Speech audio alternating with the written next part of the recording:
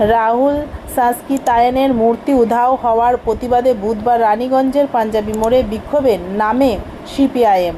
অভিযোগ সভায় আরএসএস ও বিজেপির সমালোচনা করা হলেও উপস্থিত বিজেপির কর্মী সমর্থকদের সঙ্গে বাম কর্মীদের বচসা শুরু হয়, যা পরে ধাক্কাধাক্কি ও হাতাহাতিতে রূপ নেয়। খবর পেয়ে ঘটনাস্থলে পৌঁছে রানীগঞ্জ থানার পুলিশ পরিস্থিতি নিয়ন্ত্রণে আনে। কিছু সময়ের জন্য যান চলাচল ব্যাহত হয় এবং এলাকায় অতিরিক্ত পুলিশ মোতায়েন করা হয়েছে। সিপিআইএমের অভিযোগ, পরিকল্পিতভাবে মূর্তি সরিয়ে প্রতিবাদ কর্মসূচিতে বাধা দেওয়া হয়েছে।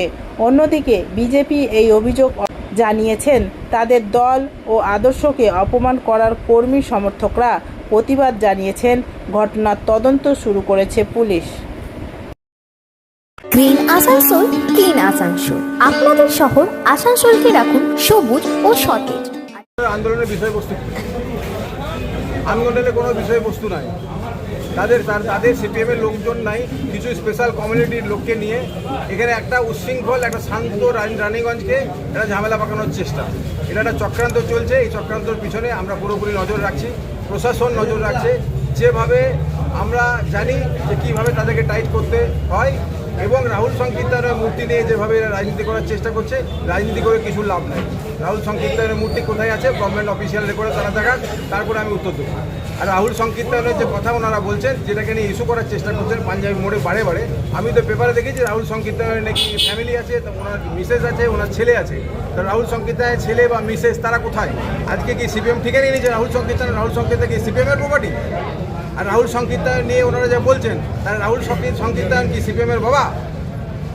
আগে ওনারা ঠিক করুন, কাল মার্কস ওদের বাবা না রাহুল সংকীর্তন ওদের বাবা? ওনার ছেলে আছে, ওনার মিসেস আছে, ওনার ফ্যামিলি আছে। ওনার মিসেস, ওনার ফ্যামিলি কোনোরকমভাবে কোনো এই আন্দোলন বা কোনো কিছুর সাথে যুক্ত নাই। তারা আজকে ককরোচ পার্টির কিছু লোকজন নিয়ে, স্পেশাল কমিউনিটির লোকজন নিয়ে আজকে এখানে অশান্তি সৃষ্টি করার চেষ্টা করছে।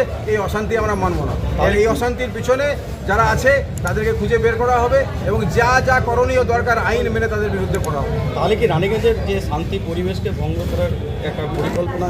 সেটা তো আপনারা দেখতেই পাচ্ছেন, রানীগঞ্জে শান্তিপূর্ণ ভোট হয়েছে, এত হাই প্রোফাইল ভোট হয়েছে, রানীগঞ্জে শান্তিপূর্ণ ভোট হয়েছে, একটাও কোথাও ঝামেলা আমরা করতে দিইনি, বা ইলেকশন কমিশন যখন ছিল করেনি, আমাদের বিজেপির লোকরাও কেউ করেনি।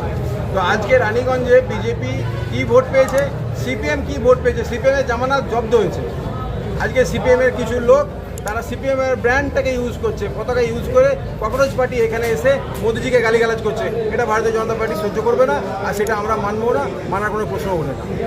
এই যে প্রধানমন্ত্রী বা রাজ্যের মুখ্যমন্ত্রীকে গালিগালাজ এখানে করেছে, সেই নিয়ে কি কোনো আইনগতভাবে আপনারা সেটা দেখতে পাবেন? সব জিনিস তো আর মিডিয়ায় বলা সম্ভব নয়।